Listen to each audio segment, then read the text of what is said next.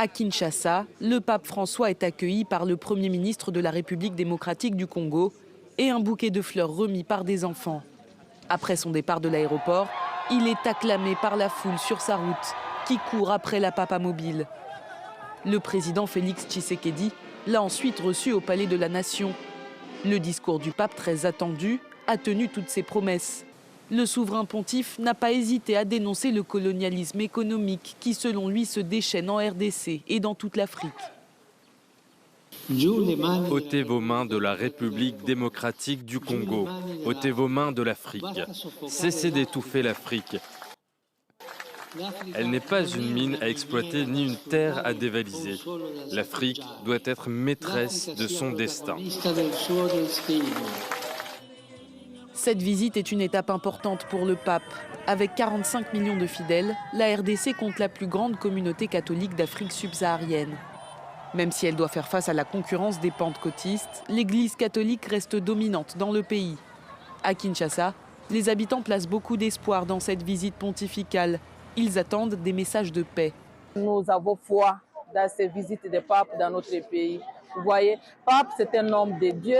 Et si un homme de Dieu se déplace spécialement de Vatican jusqu'à Kinshasa, nous savons qu'il va nous apporter la paix. Nos attentes, c'est la paix. Si les demandes d'appel à la paix sont aussi présentes, c'est que la violence fait rage dans le pays, notamment à cause de groupes armés. Le principal M23 est très présent dans la région du Nord Kivu, à l'est de la RDC. Le pape devait s'y rendre, mais le déplacement a été annulé pour des raisons sécuritaires. Mercredi matin, le souverain pontife célébrera une grande messe qui se tiendra à l'aéroport de Kinshasa. 1 million de fidèles sont attendus. Il doit rester 4 jours en RDC avant de poursuivre son voyage au Soudan du Sud. Et on en parle avec notre invité Odon Vallée, historien et spécialiste des religions. Bonsoir, merci beaucoup d'être avec nous. Alors, première question, que peut apporter la visite du pape à la République démocratique du Congo? On l'a vu dans le sujet de Serine Bey, il y a un problème sécuritaire, il y a un problème économique, c'est un pays qui peine à se développer. Que peut apporter la visite du pape? Alors écoutez, l'avion du pape s'est posé, mais le pape ne va pas se reposer. Car il y a peu de pays aussi compliqués que le Congo ex-belge, capitale Kinshasa, qui jouxte le Congo ex-français à Brazzaville.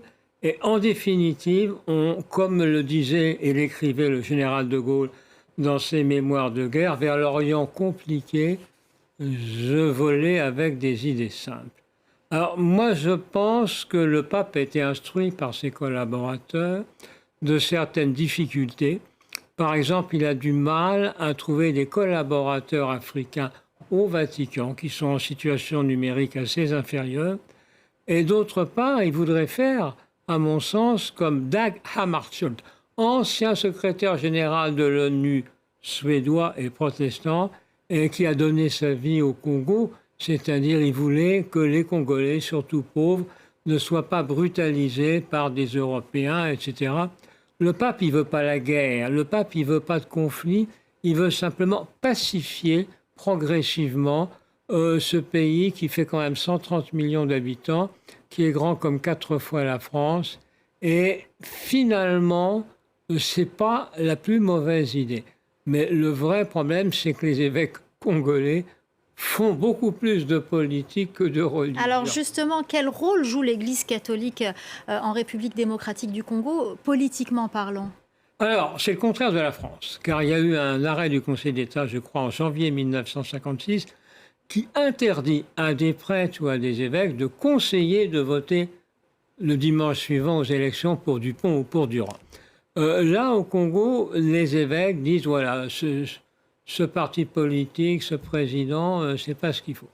Alors moi, j'ai eu comme élève à Paris 1 le 18e enfant de Mobutu, qui avait été très longtemps, vous le savez, président du Congo. Et il me disait, au fond, mon père a voulu un 18e enfant, moi, il était complètement fauché, parce que le dernier enfant, il est toujours fauché. Mais parce que le cardinal archevêque de Kinshasa aurait eu 17 enfants. C'était probablement pas vrai, mais ça fait rien. On veut se débarrasser d'un évêque, on dit il a eu 17 enfants. On aime beaucoup un évêque, on ne cesse de chanter ses louanges. c'est un peu trop politique et ça pose de vrais problèmes. Est-ce que le pape pourra résoudre ça? C'est pas évident. Mais vu d'Europe, ça peut paraître incongru et ça peut paraître problématique, mais vu de la République démocratique du Congo, un pays où il y a beaucoup de conflits, on a vu que l'Église a parfois joué un rôle de médiateur, notamment en 2016, lorsqu'il y a eu une négociation entre l'opposition et le gouvernement de Joseph Kabila pour qu'une élection, pour qu'il soit maintenu au pouvoir, mais qu'une élection soit organisée en 2017.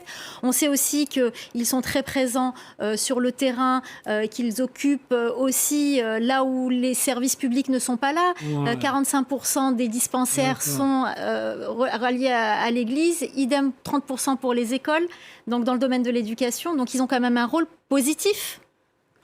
Oui, mais. Parce qu'en définitive, ils oublient un peu trop la religion. Alors, les chiffres que donne le Vatican sur le nombre de catholiques en Afrique, mais c'est pareil en Amérique latine, le pape François le sait bien, sont surestimés d'environ 20 à 30%. Parce que beaucoup sont baptisés enfants et même bébés, mais ensuite ils vont quitter l'Église catholique vers 18-20 ans pour rejoindre une église évangélique, une église kimbangiste, qui est une religion congolaise, etc. etc. Est-ce que l'Église catholique est en danger justement par rapport à ces églises évangélistes, l'Église de l'éveil? Sujet tabou pour le pape François. Il connaît ça par cœur. Il sait qu'il y avait 0 protestants il y a 50 ans en Amérique latine, il y en a 30% aujourd'hui. Mais s'il dit ça, il va se mettre beaucoup d'évêques à dos en Afrique et en Amérique latine. Mais il y a quelque chose qu'on oublie, c'est que le nombre de catholiques en France ne diminue pas. Pourquoi? Parce que vous avez beaucoup de gens qui viennent en France en partant d'Afrique, y compris des sans-papiers, et la moitié sont chrétiens. Et allez à la messe de 11h au Sacré-Cœur et vous verrez, les servants d'hôtel, qui ont entre 18 et 25 ans, sont soit asiatiques, soit africains.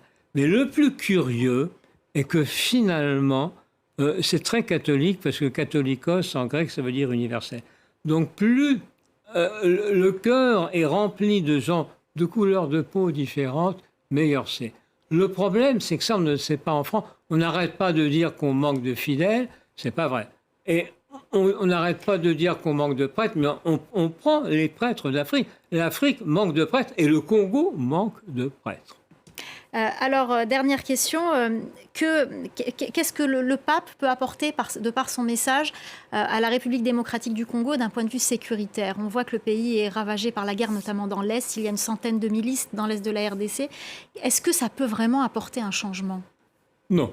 Parce que, si vous voulez, le pape ne peut pas jouer un rôle militaire. Or, qu'on le veuille ou non, pour faire cesser la guerre, il faut avoir un rôle militaire. Moi, je le vois même au Bénin, où le djihadiste commence à être assez présent. Pour chasser les djihadistes, il faut faire comme l'a demandé Biden, élever le niveau de vie de la population pour qu'ils ne soient pas tentés par le djihadisme. Et puis ensuite, il faut essayer de travailler ensemble, quelle que soit la religion des uns ou des autres. N'oublions jamais, c'est au séminaire qu'on devient savant, puisque Léopold Sédar Senghor est allé à Louis le Grand en classe préparatoire parce qu'il avait été au petit séminaire Saint-Joseph.